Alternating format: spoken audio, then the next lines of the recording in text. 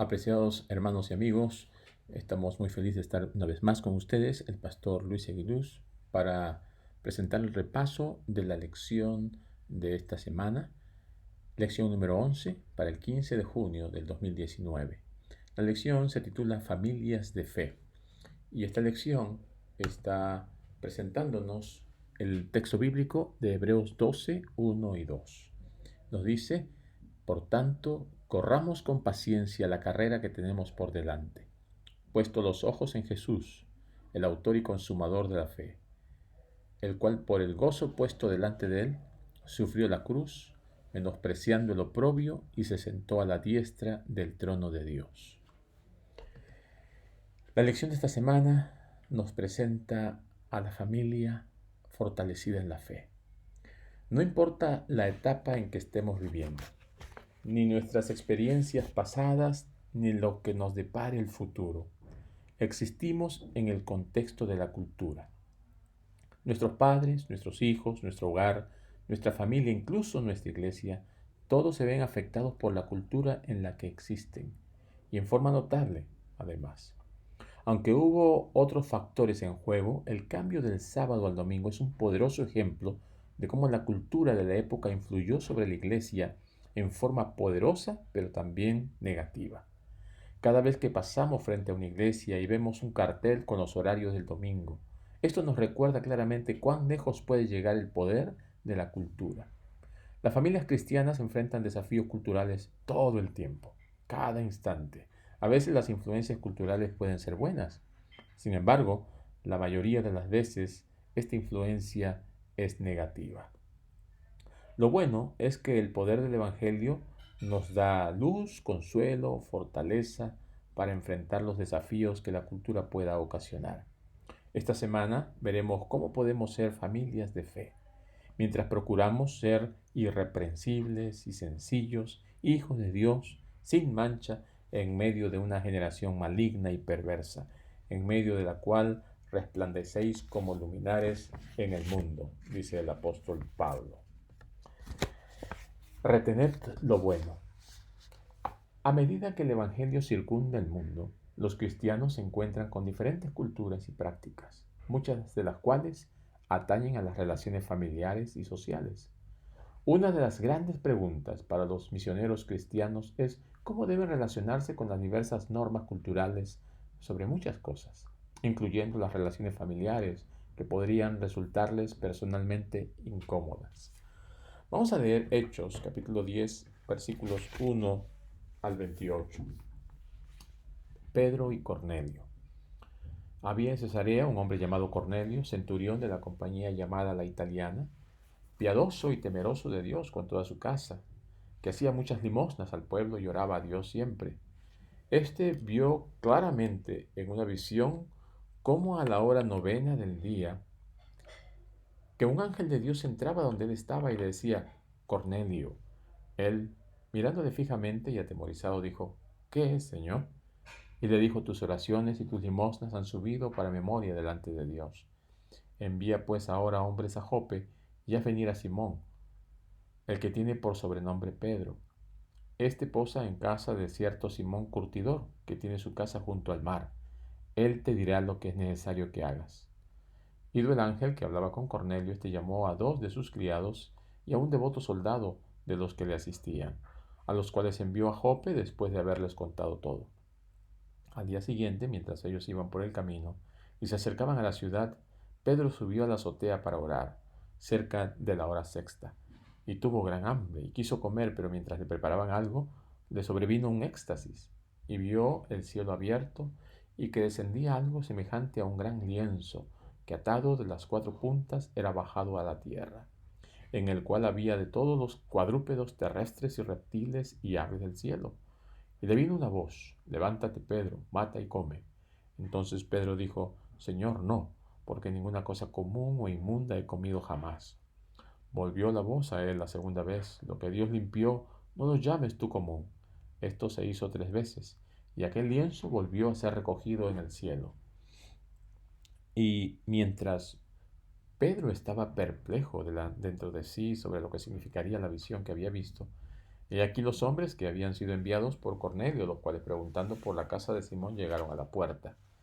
Y llamando preguntaron si moraba allí un Simón que tenía por sobrenombre Pedro. Y mientras Pedro pensaba en la visión, le dijo al Espíritu, he aquí 3 hombres te buscan. Levántate pues y desciende, y no dudes de ir con ellos, porque yo los he enviado.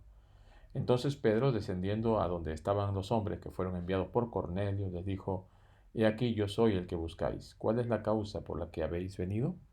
Ellos dijeron, Cornelio, el centurión, varón justo y temeroso de Dios, y que tiene buen testimonio en toda la nación de los judíos, ha recibido instrucciones de un santo ángel de hacerte venir a su casa para oír tus palabras.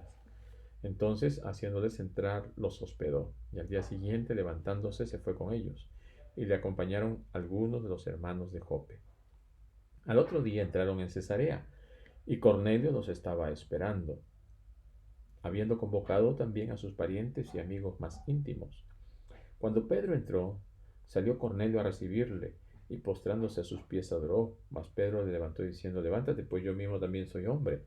Y hablando con él entró y halló a muchos que se habían reunido. Y les dijo, vosotros sabéis cuán abominable es para un varón judío juntarse o acercarse a un extranjero, pero a mí me ha mostrado Dios que a ningún hombre llame común o inmundo. Versículo 34. Entonces Pedro, abriendo la boca, dijo, en verdad comprendo que Dios no hace acepción de personas, sino que en toda nación se agrada del que le teme y que hace justicia. ¿Qué podemos aprender acerca de nuestra necesidad de superar nuestras propias barreras y prejuicios cuando tratamos con otras culturas? El ejemplo de Pedro es muy claro. Los judíos no tenían de agrado compartir con otros que no sean de su fe, de su raza, de su cultura, y para ellos era abominable, pero Dios le mostró. Dios le dio instrucciones de romper esas barreras que eran un impedimento para que llegue el Evangelio a esas otras personas. La muerte de Cristo fue llevada a cabo por los pecadores de cada uno, por cada ser humano, donde quiera que esté. Muchos simplemente aún no conocen esta gran verdad. Dar esta noticia junto con una invitación a responder es la misión evangélica de los cristianos. Debido a que Dios no muestra parcialidad, los cristianos son llamados a tratar a todos con respeto e integridad, dándoles la oportunidad de abrazar las buenas nuevas que son para ellos también. ¿A qué conclusiones llegaron los primeros misioneros cristianos con respecto a la presentación del Evangelio a otras culturas? ¿Qué principio podemos extraer de estos versículos? Y nos lleva a Hechos capítulo 15, versículo 19. Dice, por lo cual yo juzgo que no se inquiete a los gentiles que se convierten a Dios, sino que se les escriba que se aparten de las contaminaciones de los ídolos, de fornicación, de ahogado y de sangre. Versículo 28 del capítulo 15 de Hechos sigue diciendo, porque ha parecido bien al Espíritu Santo y a nosotros no imponeros ninguna carga más que estas cosas necesarias, que os abstengáis de lo sacrificado a ídolos, de sangre, de ahogado y de fornicación, de las cuales cosas, si os guardareis, bien haréis. Pasadlo bien. Y en Primera de Corintios, capítulo 2, y en el versículo 2, encontramos la siguiente declaración. Primera de Corintios 2:2 dice, pues me propuse no saber entre vosotros otra cosa alguna, sino a Jesucristo y a este crucificado. Y luego, Primera de Tesalonicenses, capítulo 5, versículo 20 y 21, dice, no menospreciéis las profecías. Examinadlo todo, retened lo bueno, absteneos de toda especie de mal. Aunque cada cultura refleja la condición caída de la gente que la compone, las culturas también pueden tener creencias compatibles con las Escrituras e incluso útiles para la causa del Evangelio. El valor que se da a las estrechas relaciones familiares y a la comunidad en muchas partes del mundo es un ejemplo. Los cristianos pueden mantener y fortalecer lo que es bueno y lo que armoniza con los principios bíblicos. Al mismo tiempo, la verdad de Dios no debe verse comprometida. La historia eclesiástica, lamentablemente, muestra que el compromiso y la adaptación a las culturas han producido un mosaico de creencias pseudo-cristianas que se pretenden cristianismo auténtico. Satanás dice ser el Dios de este mundo y siembra confusión de buena gana. Pero Jesús ha redimido este mundo y su espíritu guía a sus seguidores a toda verdad. ¿Qué porcentaje de tu fe está determinado por tu cultura? ¿Y cuánto por la verdad bíblica? ¿Cómo puedes aprender a discernir entre ambas?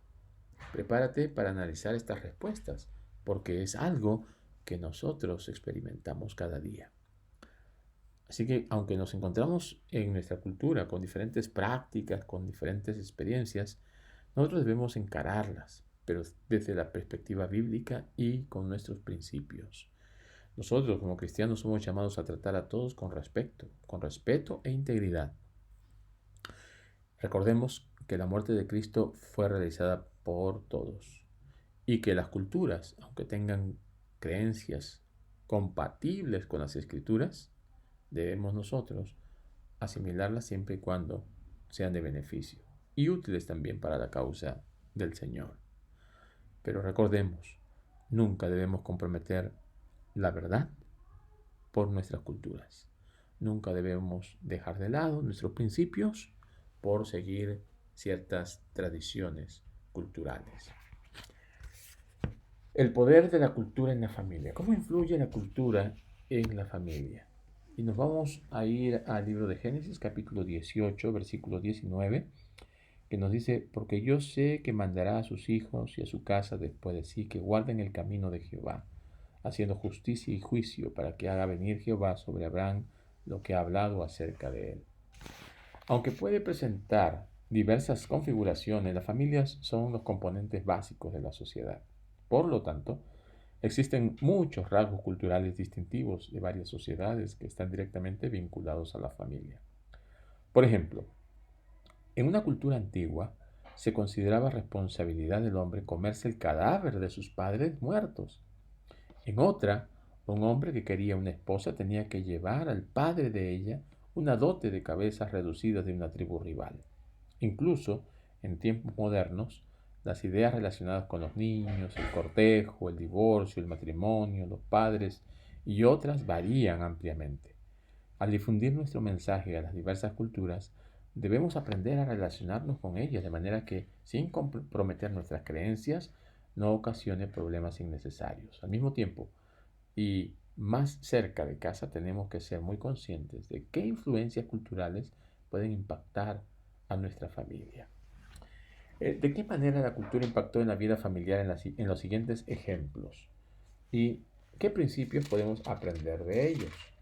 Génesis capítulo 16, versículo 1 al 3. Dice, Sarai, mujer de Abraham, no le daba hijos, y ella tenía una sierva egipcia que se llamaba Agar. Dijo entonces Sarai a Abraham, ya ves que Jehová me ha hecho estéril, te ruego pues que te llegues a mi sierva, quizá tendré hijos de ella. Y atendió Abraham el ruego de Sarai. Y Sarai, mujer de Abraham, tomó a Agar su sierva al cabo de 10 años que había habitado Abraham en la tierra de Canaán, y la dio por mujer a Abraham su marido.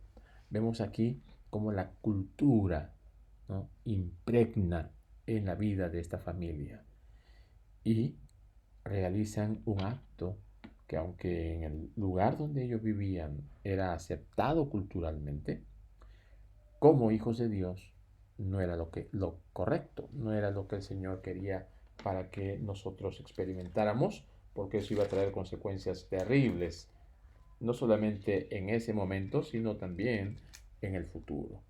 Otra experiencia la encontramos en Génesis 35, 1 al 4. Dice que Dios dijo a Jacob, levántate y sube a Betel, y quédate allí, y haz allí un altar al Dios que te apareció cuando huías de tu hermano Esaú.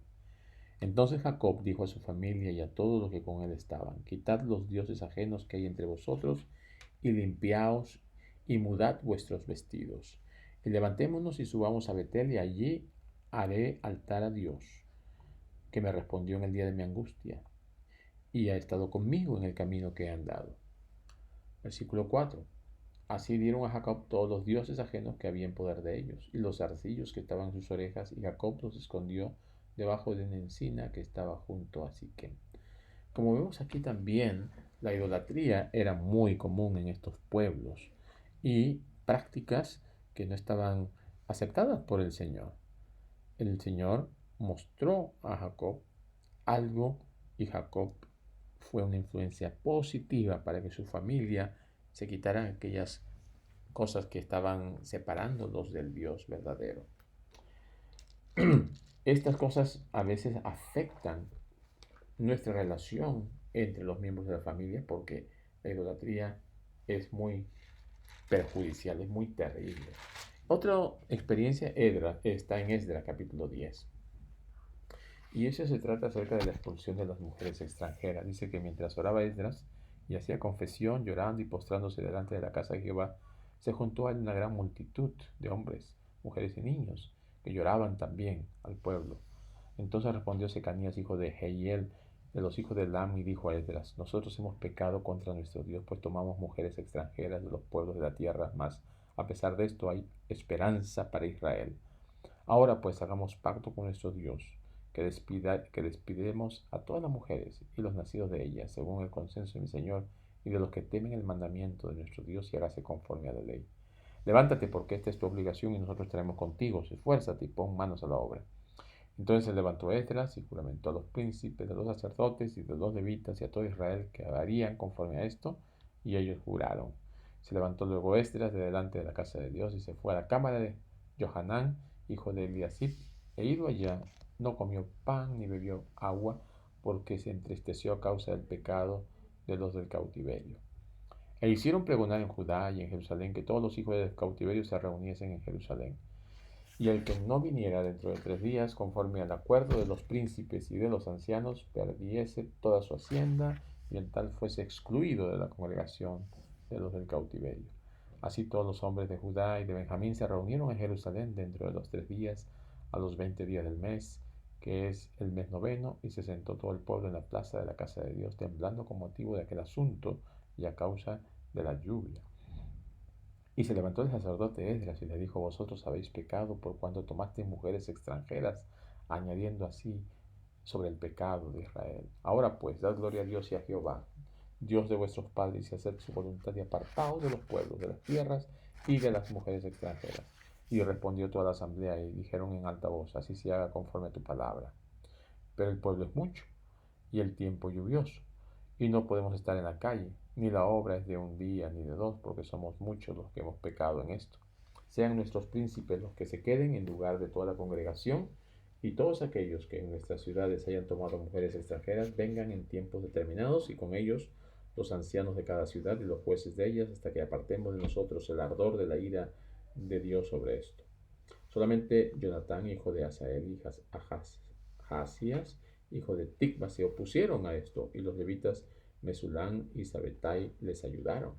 Así hicieron los hijos del cautiverio, fueron apartados del sacerdote Esdras y ciertos varones, jefes de las casas paternas, según sus casas paternas, todos ellos por sus nombres se sentaron el primer día del 10º mes a inquirir sobre el asunto, y terminaron el juicio de todos aquellos que habían tomado mujeres extranjeras el primer día del mes primero. Y encontramos aquí cómo tuvieron que ser fuertes. Termina diciendo: hay una lista de todos los que tomaron mujeres y a todos los que habían dado a luz y tuvieron que sacarlos.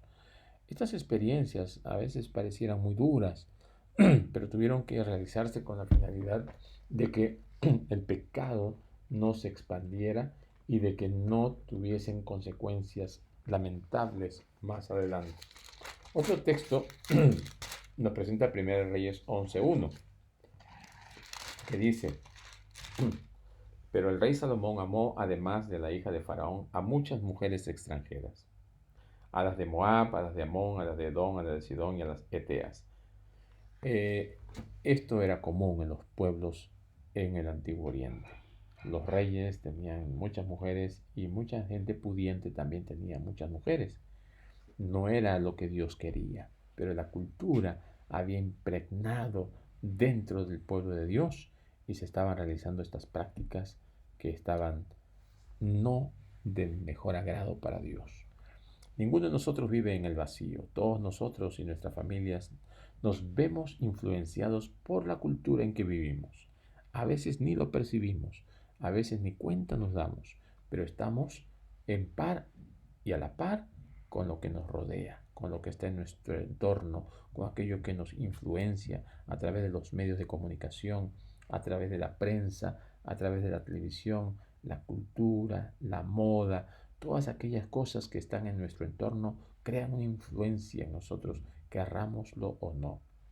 Nuestra responsabilidad como cristianos es vivir dentro de nuestra cultura lo mejor que podamos, conservando lo que esté en armonía con nuestra fe y evitando todo lo más posible aquello que entre en conflicto con ella. ¿Qué cosas de tu cultura particular son útiles para tu vida familiar y armonizan con la Biblia? ¿Cuáles no? ¿Cómo puedes adaptar tu fe a tu cultura sin comprometer las verdades esenciales? Esta es una pregunta para reflexionar y meditar, porque en donde tú estés hay algo que puede ser una influencia para ti, para tus hijos, que de repente no es lo mejor. Y tenemos nosotros que comenzar a analizar. Mientras más cerca estemos de Dios, vamos a poder dejar de lado muchas otras cosas. Mientras más lejos estemos de Dios, más vamos a ir asimilando las cosas que están en nuestro entorno y de la cultura. Vamos a pasar al siguiente punto, que nos habla acerca de cómo sostener a las familias en tiempos de cambio. El cambio es algo ineludible e inquietante en las familias, independientemente de la cultura en la que vivan. Algunos cambios están relacionados con el paso predecible a través del ciclo de la vida. A menudo el cambio es impredecible, como la muerte, los desastres, las guerras, las enfermedades o las mudanzas familiares o también los fracasos profesionales. Muchas familias enfrentan cambios económicos y sociales en sus comunidades y países. Otros cambios están directamente relacionados con la cultura. A continuación presentamos algunos ejemplos de cambios importantes y hasta traumáticos que enfrenta la gente. Usa la imaginación para ponerte en su lugar. ¿Cómo afectaron estos cambios su vida familiar? ¿Qué mecanismos utilizarías para ayudarlos a superarlos? ¿En qué sentido quizá hubieses reaccionado de una manera diferente? Vemos el caso de Abraham, Sara y Lot. En Génesis capítulo 12 nos presenta la experiencia de este patriarca que tuvo mucha confianza en Dios. Estuvo decidido a salir de su tierra e ir a esa tierra prometida. Dios lo llama y él sale, y sale con Sara y también sale con Lot. Muchas cosas comenzaron a influir de la cultura. Nosotros vemos allí que al final Lot también se fue a Sodoma y Gomorra y allí la cultura influenció en él y en sus hijas. Esto es algo que nosotros tenemos que sopesar con mucha realeza. Las cosas que están en nuestro entorno, tarde o temprano, van a generar una presión. El caso, por ejemplo, de Hadassah o Esther, ¿no? Que tuvo que también sobrellevar la situación de los medopersas que habían controlado y que al final el rey, buscando esposa, llegó a tener como esposa a una judía, ¿no? Esther, o su nombre Hadassah.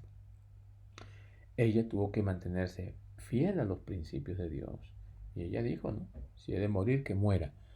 Pero se sobrepuso, no se dejó influenciar.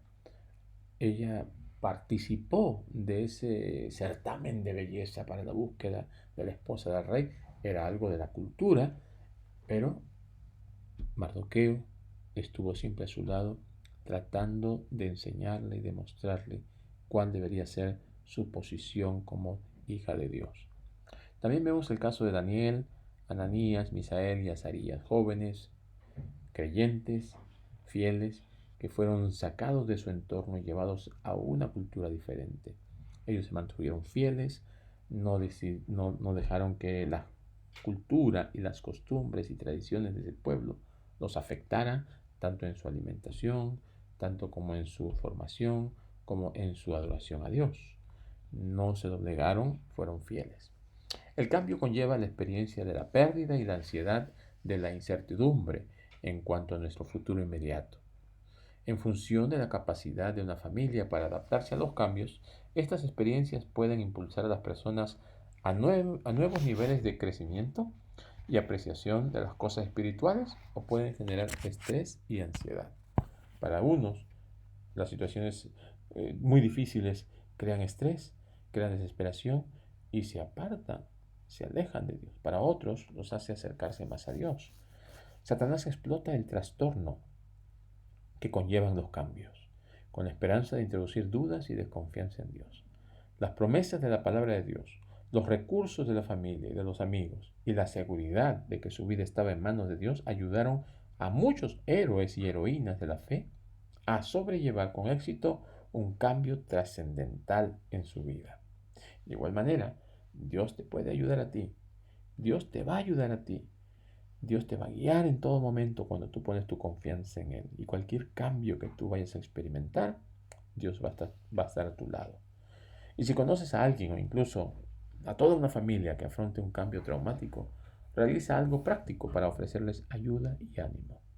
Lo más importante, poner a Dios en primer lugar. Hacia una fe de primera generación. Aquí la pregunta, ¿qué crisis de fe surgió en Israel después de la muerte de Josué y sus contemporáneos? Nos lleva a Josué, capítulo 2. Y aquí encontramos cómo el pueblo estuvo indeciso, el pueblo estuvo en una situación incómoda. Y entonces Josué también se sintió un poco presionado por estas cosas. Dios le habla allí a Josué y en el libro de Josué encontramos cómo Dios guía a Josué para salir adelante. Luego encontramos aquí en el libro de Jueces también cómo el Señor eh, le da al pueblo otra oportunidad, ¿no? La primera fue cuando estaba la muerte de Moisés y Josué recibe el apoyo del Señor, pero ahora cuando muere Josué, ¿no? Dice, el pueblo había servido a Jehová todo el tiempo de Josué y todo el tiempo de los ancianos que sobrevivieron a Josué, los cuales habían visto todas las grandes obras de Jehová que él había hecho por Israel. Pero murió Josué, hijo de Nun, siervo de Jehová, siendo de 110 años. Y lo sepultaron en su heredad en Timnat Será, en el monte de Efraín, al norte del monte de Gaas. Y toda aquella generación también fue reunida a sus padres. Y se levantó después de ellos otra generación que no conocía a Jehová, ni la obra que él había hecho por Israel. Después los hijos de Israel hicieron lo malo ante los ojos de Jehová y sirvieron a los Baales. Dejaron a Jehová, el Dios de sus padres, que los había sacado de la tierra de Egipto, y se fueron tras otros dioses, los dioses de los pueblos que estaban en sus alrededores, a los cuales adoraron y provocaron a ira contra Jehová, y dejaron a Jehová y adoraron a Baal y a Astarot. Los estudios sobre cómo se transmiten a las generaciones posteriores los valores y las creencias en organizaciones como la Iglesia muestran que los fundadores tienen un nivel muy elevado de compromiso con las creencias. Fueron los primeros que las defendieron. En una o dos generaciones muchos pierden de vista los principios detrás de los valores. Quizá estén de acuerdo con la organización, pero a menudo por costumbre. En las generaciones posteriores los hábitos tienden a cristalizarse en tradiciones. La pasión de los fundadores ya no está presente. Así que nosotros notamos esto también en nuestras propias iglesias. A veces vemos a los hermanos que se convierten, que son muy fieles, que están con el primer amor, que están dedicados a la obra de Dios, pero los hijos ya asisten por compromiso, por formalismo, por tradición, porque los traen, pero no hay una experiencia personal. No han tenido lo que tienen los padres.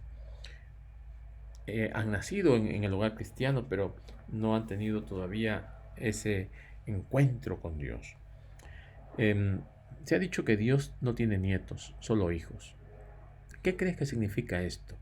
Vamos a ver algunos textos. Juan 1:12 dice, mas a todos los que la recibieron, a los que creen en su nombre, les dio potestad de ser hechos hijos de Dios, los cuales no son engendrados de sangre, ni de voluntad de carne, ni de voluntad de varón, sino de Dios. Y luego nos lleva a Primera de San Juan, capítulo 5, versículo 1. Primera de Juan 5:1 dice, todo aquel que cree que Jesús es el Cristo es nacido de Dios, y todo aquel que ama al que engendró, ama también al que ha sido engendrado por él. Dios no tiene nietos, dice. Dios tiene solo hijos. En el sentido de que cuando una persona se entrega a Dios, llega a ser hijo de Dios. Dios es su padre. Pero aquella persona, si tiene hijos, no puede ser directamente vinculado con Dios, a no ser que él también se convierta y llegue a ser hijo de Dios.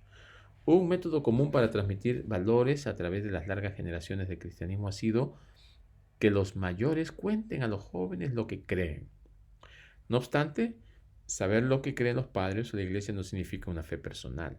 Ser cristiano es más que pertenecer a una organización con una historia y un dogma. La verdadera fe no es algo genético, no es algo que se transmite naturalmente de una generación a otra. Cada uno necesita conocer al Señor Jesucristo de una manera personal. Los padres pueden actuar hasta cierto punto. La iglesia en general y los padres en particular necesitan hacer todo lo posible para crear un entorno que haga que los jóvenes deseen tomar esa decisión correcta. Pero, en última instancia, una generación se salva o se pierde para el Evangelio de uno a la vez. José dejó el ateísmo y se unió a la iglesia adventista el séptimo día siendo adulto, después de una poderosa experiencia de conversión. Se casó con una mujer adventista y tuvieron varios hijos, a quienes por supuesto educaron en la fe. Un día, al pensar en la condición espiritual de sus hijos, dijo, si mis hijos tuvieran la experiencia que yo tuve. Si hubieras estado allí, ¿qué le habrías dicho? Bueno, los hijos nacen en un ambiente diferente que el que nosotros hemos nacido. Nosotros tenemos otras experiencias. Si nosotros estábamos en el mundo como ateos y conocemos al Señor, es una experiencia personal que nos ha ayudado y edificado. Si los hijos crecen en un ambiente cristiano y ellos se van, ellos van a tener su propia experiencia. Así que cada caso es diferente, pero lo que nosotros tenemos que hacer es prepararlos para enfrentarse con ese mundo, con esa realidad que estamos viviendo en este siglo XXI. La lección última dice mensajeros del siglo XXI. En su popular paráfrasis de la Biblia, The Message, Eugene Peterson utiliza mensaje, esa palabrita mensaje, cada vez que aparece la palabra bíblica para evangelio.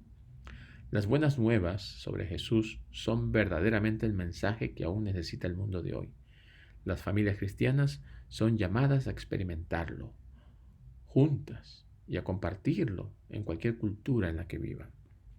El mensaje debe ser: Jesucristo es nuestro Dios, nuestro Señor, nuestro Salvador. Estas son las buenas nuevas. ¿Cómo resumirías el mensaje utilizando los siguientes versículos? Por ejemplo, Mateo 28, 5 al 7. Mateo 28, 5 al 7. ¿Qué nos dice Mateo 28? Vamos a acercarnos a la palabra de Dios. Dice: mas el ángel respondiendo dijo a las mujeres: no temáis vosotras, porque yo sé que buscáis a Jesús, el que fue crucificado. No está aquí, pues ha resucitado como dijo. Venid, ved el lugar donde fue puesto. E id pronto y decid a sus discípulos que ha resucitado de los muertos, y aquí va delante de vosotros a Galilea, allí le veréis. He aquí os lo he dicho. Un anuncio poderoso. Jesús ha resucitado. También tenemos otro mensaje poderoso en Juan 3:16, un versículo muy conocido, un versículo que muchos lo queremos, lo repetimos, lo memorizamos, que dice: porque de tal manera amó Dios al mundo que ha dado a su Hijo unigénito, para que todo aquel que en él cree no se pierda, mas tenga vida eterna. Este es el mensaje central de la Biblia. Cristo ha resucitado, Cristo es el Salvador. Otro texto encontramos en Romanos 1, 16 y 17, la experiencia de Pablo. Él dice, porque no me avergüenzo del Evangelio, porque es poder de Dios para salvación a todo aquel que cree, al judío primeramente y también al griego. Porque en el Evangelio la justicia de Dios se revela por fe y para fe, como está escrito, mas el justo por la fe vivirá. En estos versículos vemos que Pablo nos insta a no avergonzarnos del Evangelio, a aferrarnos por la fe en ese Dios todopoderoso y salvador, a no desanimarnos, pase lo que pase, ni venga lo que venga, en el ambiente, en la cultura donde estemos. Luego les escribe a los que están en Corinto y les dice allí en 1 Corintios 2:2, pues me propuse no saber entre vosotros cosa alguna, sino a Jesucristo y a este crucificado. Qué hermoso anuncio de Pablo, predicar a Jesucristo y a este crucificado. Luego, en la segunda carta también a los Corintios, en el capítulo 5, versículo 18 en adelante, él dice, y todo esto proviene de Dios, quien nos reconcilió consigo mismo por Jesucristo y nos dio el ministerio de la reconciliación, que Dios estaba en Cristo reconciliando consigo al mundo, no tomándonos en cuenta a los hombres sus pecados, y nos encargó a nosotros la palabra de la reconciliación. Así que somos embajadores en nombre de Cristo, como si Dios rogase por medio de nosotros, os rogamos en nombre de Cristo, reconciliaos con Dios. Al que no conoció pecado, por nosotros lo hizo pecado, para que nosotros fuésemos hechos justicia de Dios en él. Este es el mensaje central del Evangelio. La primera noticia que los discípulos hicieron circular por todas partes fue la resurrección de Jesús. Las familias cristianas de hoy se unen a una larga fila de mensajeros a través de toda la historia que proclaman, ha resucitado, como dijo. La realidad de su resurrección hace que sea creíble todo lo demás que Jesús anunció sobre sí mismo, sobre Dios, sobre su amor por los pecadores, sobre el perdón y sobre la seguridad de la vida eterna por la fe en Él. Apasionados por el Evangelio. Eso es lo que deberíamos nosotros sentir, una pasión por el Evangelio de Cristo. La Biblia da una idea del efecto radical del Evangelio en la vida de los primeros seguidores de Jesús. Abrían sus casas para estudiar la Biblia, oraban juntos, comían juntos, compartían dinero, recursos y se cuidaban entre sí. Hogares enteros abrazaron el mensaje. ¿Fueron perfectos de repente? No. ¿Hubo algunos conflictos y discordias entre ellos? Claro que sí, pero de alguna manera estos seguidores de Cristo eran diferentes. Reconocían que necesitaban de Dios y de los demás. Priorizaban la unidad y la armonía en el hogar y en la iglesia y se esforzaban por cumplir la oración intercesora de Jesús, que está allá en Juan 17, que nos unamos, que seamos uno. Daban audaces testimonios entre ellos y entre los no creyentes, e incluso arriesgaban la vida por sus creencias. Así debería ser con nosotros, incluso en la era actual, hoy en día, siglo XXI, cuando estamos viviendo en todas estas situaciones de tanto resentimiento hacia las cosas de Dios. Los que están entusiasmados con algo aún pueden hacerse oír. El Espíritu anhela llenar el corazón humano de entusiasmo por el Evangelio, que haya un revivamiento, que volvamos al primer amor. Cuando las buenas nuevas realmente sean tan buenas en nuestro corazón como en la palabra, la propagación será espontánea e imparable. ¿Qué cambios podría necesitar tu familia que le ayudaran a ser una mejor precursora del mensaje que hemos sido llamados a compartir? ¿Qué cambio deberíamos hacer en nuestros hogares?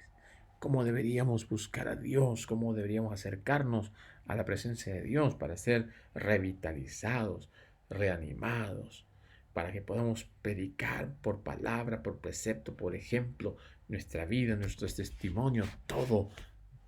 Esto es lo que necesitamos hoy en día y por lo que debemos orar más. En resumen, La religión de Cristo eleva al que la recibe a un nivel superior de pensamiento y acción, al mismo tiempo que presenta a toda la especie humana como igual objeto del amor de Dios, habiendo sido comprada por el sacrificio de su Hijo. A los pies de Jesús, los ricos y los pobres, los sabios y los ignorantes se encuentran, sin diferencia de casta o de preeminencia mundanal. Todas las distinciones terrenas son olvidadas cuando consideramos al ser que traspasa todos nuestros pecados. La abnegación, la condescendencia, la compasión infinita del ser que está muy ensalzado en el cielo avergüenzan el orgullo de los hombres, su estima propia y sus castas sociales. La religión pura y sin mácula manifiesta sus principios celestiales al unir a todos los que son santificados por la verdad. Todos se reúnen como almas compradas por sangre, igualmente dependientes del ser que las redimió para Dios. Mis queridos hermanos, amigos, no debemos poner la cultura por encima de nuestros principios. Aunque hay cosas buenas en el mundo, solo debemos retener lo bueno. Debemos preparar a nuestra familia para las épocas de crisis, de dificultades y necesidades.